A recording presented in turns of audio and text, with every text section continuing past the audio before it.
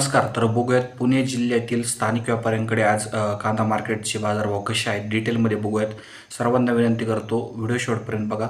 सध्या जर स्थिती बघितली तर जे राज्यामध्ये कांद्याच्या बाजारभावात सुधारणा नक्की आहे. मात्र खूप मोठी सुधारणा बाजारभाव ₹50 किलो किंवा ₹5,000 प्रति क्विंटल अजूनही झालेली नाही.